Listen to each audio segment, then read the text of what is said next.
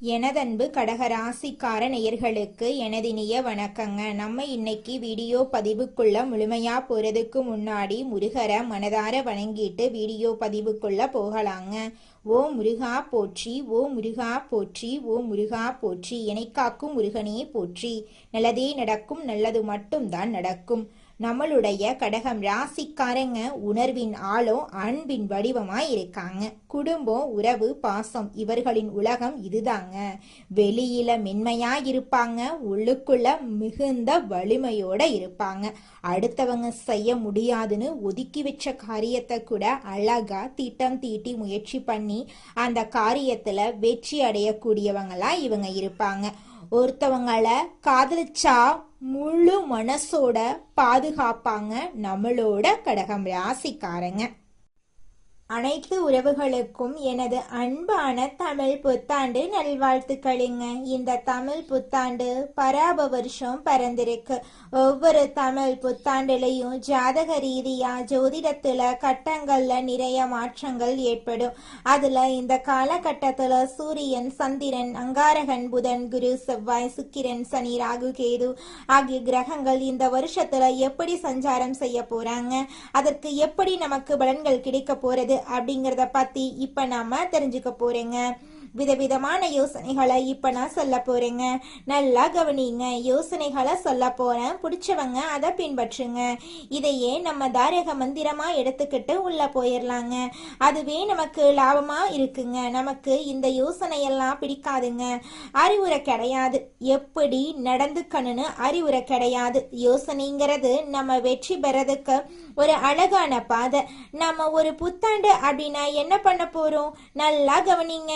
காலையில எழுந்திருக்கிறோம், new year Tamil புத்தாண்டு காலண்டரை கிழிப்போம். அவ்வளவுதான். வருஷா வருஷம் இது நடக்கும்.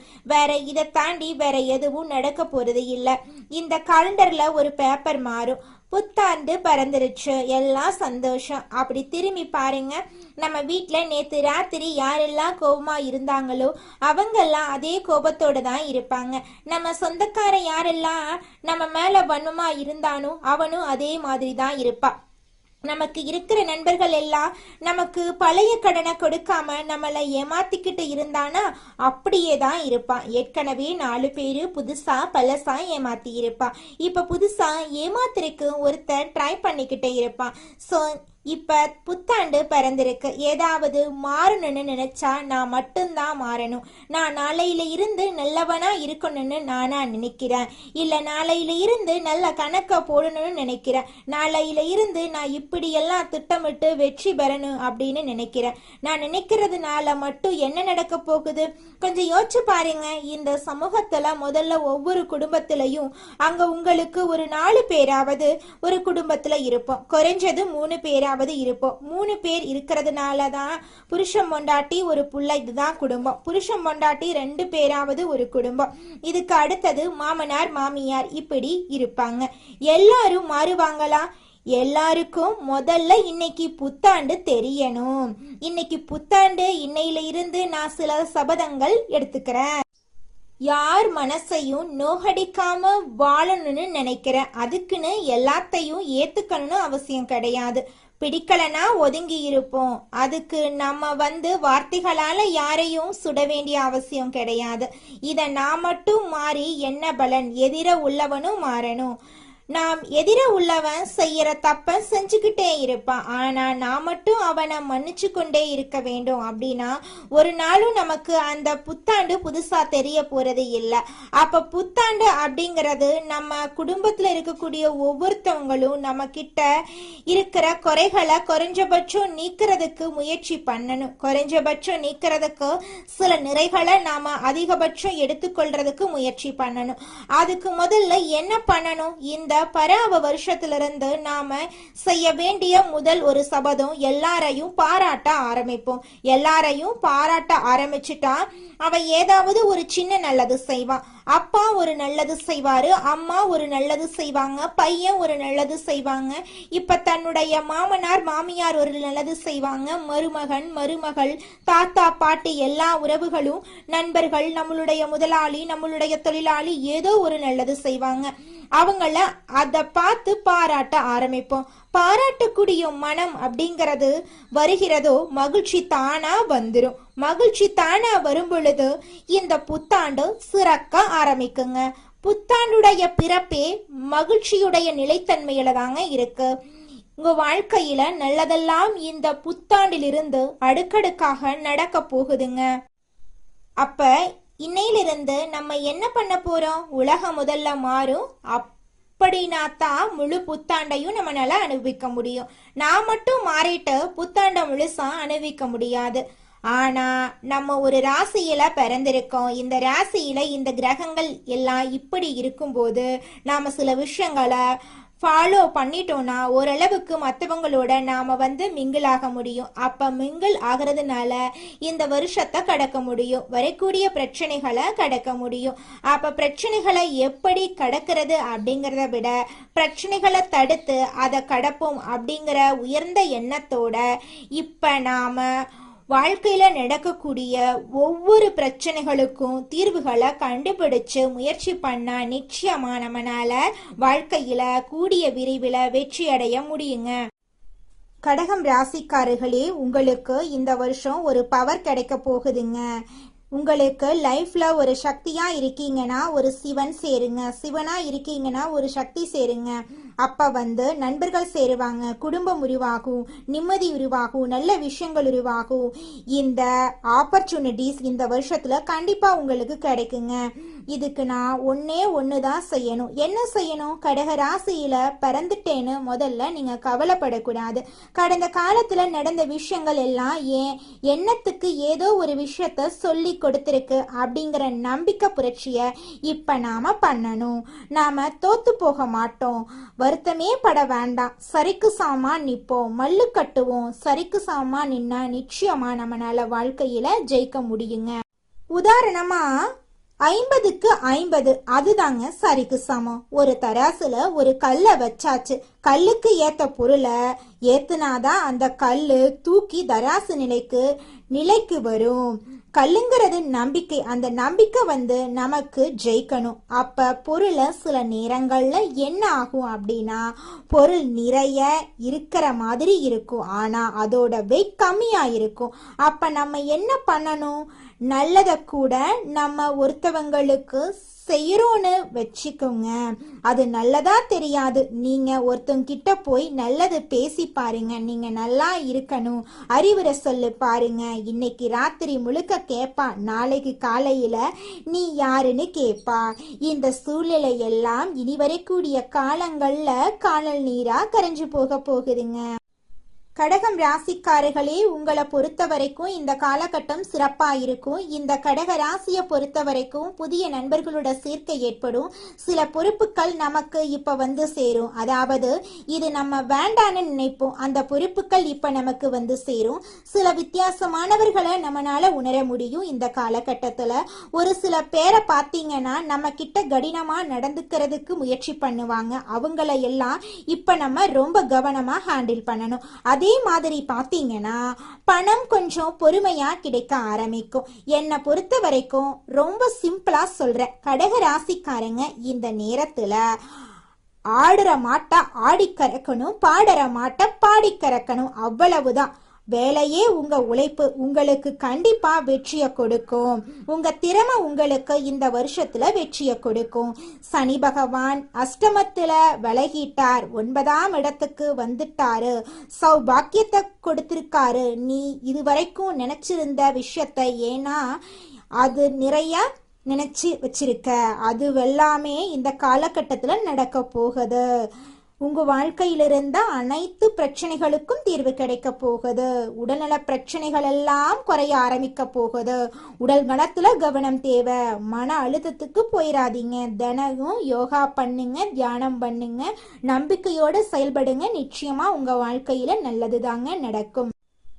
கடகம் ராசிக்கார பிள்ளைங்களே, எம்பெருமான் முருகனை அதிகமா வழிபாடு பண்ணுங்க. நெஞ்சார சொல்றேன், இது தலை நிமிர்ந்து நடக்கக்கூடிய நேரங்க. இந்த அடுத்ததாக நம்முடைய கடகம் ராசியில் இருக்கக்கூடிய ஒவ்வொரு நட்சத்திரக்காரர்களுக்கும் இந்த மாதம் எப்படி அமைஞ்சிருக்குன்னு பார்க்கலாங்க. நம்முடைய கடகம் ராசியில் இருக்கக்கூடிய முதலாவது நட்சத்திரம் புனர்பூசம் 4ஆம் பாதம். உங்களுக்கு இந்த மாதம் எப்படி அமைஞ்சிருக்குன்னு பார்க்கலாங்க. இந்த மாதம் மற்றவர்களுக்கு வழிய சென்று உதவுறதுனால வீண் விரோதங்கள் ஏற்படலாம். எதிலும் வெற்றியே கிடைக்குங்க. நண்பர்கள் உதவி கிடைக்கும். வாய்ப்புகளை பயன்படுத்தி கொள்றது உங்கள் எதிர்காலத்துக்கு நிச்சயமா உதவும். கலைத்துறையினர்களுக்கு வாய்ப்புகள் தேடி வரும். உங்களுக்கு முன்னேற்றமும் ஆதரவும் கிடைக்க போகுது.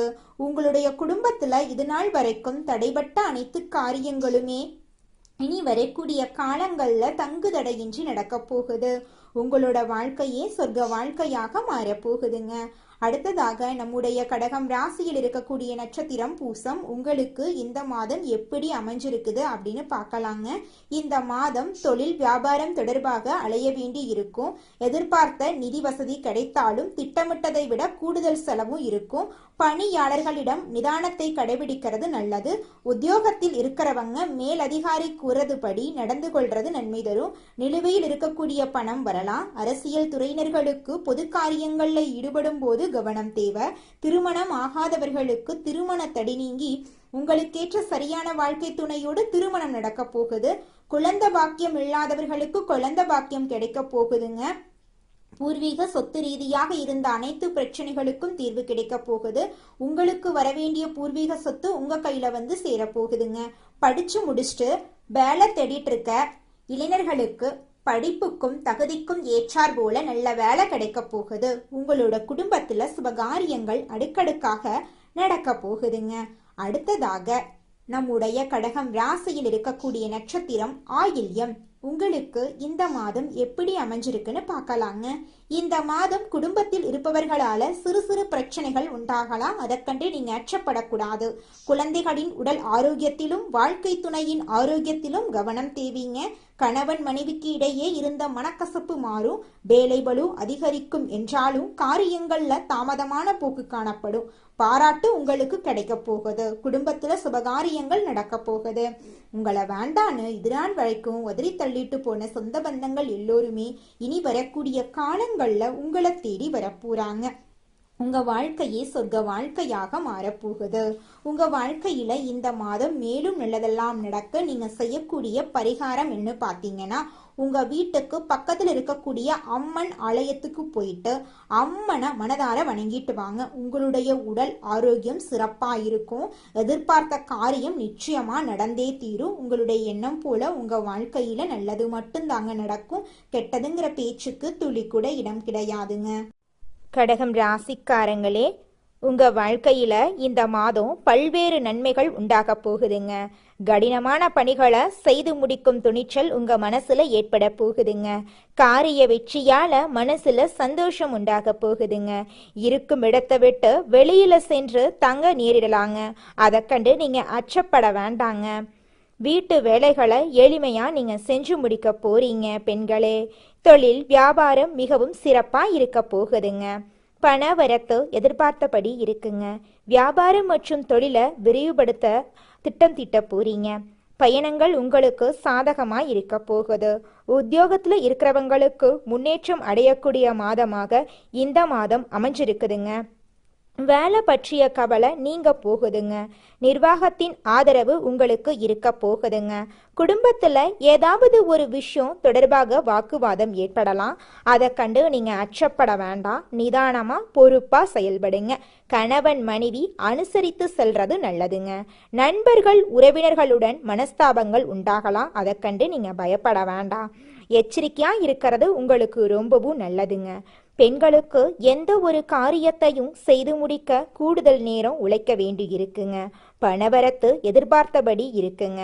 வாக்குவாதங்களை தவிர்ப்பது ரொம்பவும் நல்லதுங்க. மாணவர்களுக்கு மற்றவங்களை அனுசரித்து செல்றது நன்மை தருங்க. விளையாட்டுக்கள்ல கவனம் செலுத்துவதுடன் கல்வியில கூடுதல் கவனம் செலுத்துறது உங்க வாழ்க்கைக்கு ரொம்பவும் நன்மையை கொண்டு வந்து சேர்க்குங்க. கலைத்துறையினர் மிகவும் மகிழ்ச்சியாகவும் ஆர்வமாகவும் காணப்பட போறீங்க. வெற்றிகள் நிறைய உங்களுக்கு கிடைக்க போகுது. தூரதேச பயணம் நீங்க மேற்கொள்ள போறீங்க. அரசியல்வாதிகள் வாக்கெடுக்கும் போது கவனமா இருக்கணுங்க. தேவையில்லாத இடங்கள்ல நிறைய நீங்க பேச வேண்டாங்க. கவனமா இருங்க. உங்க வாழ்க்கையில இது நாள் வரைக்கும் தடைபட்ட அனைத்து காரியங்களுமே இனி வரக்கூடிய காலங்கள்ல தங்குதடையின்றி நடக்க போகுதுங்க.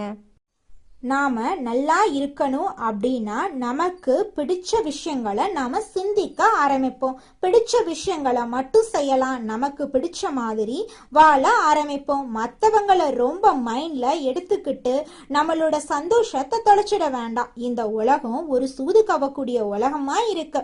இந்த குடும்பங்கள் சூது கவக்கூடிய குடும்பங்களா இருக்கு. குடும்ப உறுப்பினர்களும் அப்படித்தான் நடந்துக்கிறாங்க. நிறைய பேர் வீட்டுல பொய் சொல்றாங்க, உண்மையா இருக்கிற மாட்டேங்கிறாங்க. ஒட்டு மொத்த ஒரு உலகத்தையும் நம்மளோட ஒரு ஆளால திருத்தலாம் முடியாதுங்க. எல்லோரும் திருந்துறதுக்கு முயற்சி பண்ணாதான் எல்லாரையும் திருத்த முடியும். அதனால இந்த வருஷ பரப்புல இருந்து ஒன்னு செய்யலாங்க. எல்லோரிடமும் எல்லார்கிட்டையும் எதிர்பார்க்காம நம்ம நடந்துக்கிறத பார்த்து அவங்க நடந்துக்கிற அளவுக்கு நாம சில மாற்றங்களை உண்டு பண்ணுவோம். நம்ம நல்லதா நடந்துக்க ஆரம்பிப்போம். இந்த உலகமும் நல்ல விதமா நடந்துக்க ஆரம்பிக்கும். ஸோ நம்ம விதை எதை போடுறோமோ அதை கண்டிப்பா பயிர் அறுவடை செய்வோம். இந்த வருஷம் ரொம்ப சிறப்பா இருக்கும். எல்லாரும் உடல் நலத்தோட சந்தோஷமான வாழ்க்கைய வாழ போறீங்க.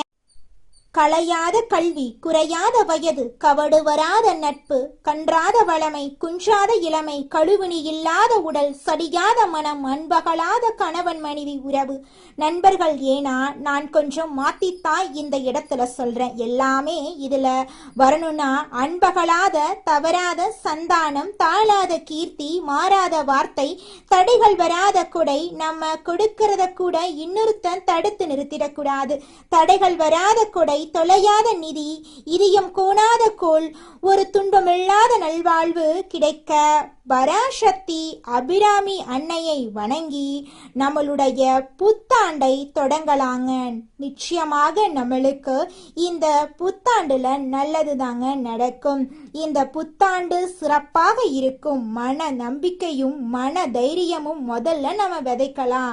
எதுவும் நம்மளால் முடியும். நன்மையும் தீமையும் நம்மளாதான் வருது. நம்ம செயலாலதான் வருது, சொல்லாலதான் வருது. நல்லதே செய்வோம், நல்லதை செய்வோம், நல்லதே நடக்கும். உங்க வாழ்க்கையில மேலும் நல்லதெல்லாம் நடக்க இந்த பரிகாரத்தை மட்டும் செஞ்சுக்கிட்டு வாங்க. உங்க வாழ்க்கையில நல்லது தாங்க நடக்கும். பரிகாரம் என்னன்னு பார்த்தீங்கன்னா, உங்க வீட்டுக்கு பக்கத்துல இருக்கக்கூடிய முருகன் கோயிலுக்கு வாரத்துல ஒவ்வொரு செவ்வாய்க்கிழமையும் முருகன் கோயிலுக்கு போயிட்டு முருகருக்கு 6 நெய் விளக்கு ஏற்றி முருகர்கிட்ட உங்க வாழ்க்கையில இருக்கக்கூடிய நிறை குறைகளை சொல்லிக்கிட்டு வாங்க.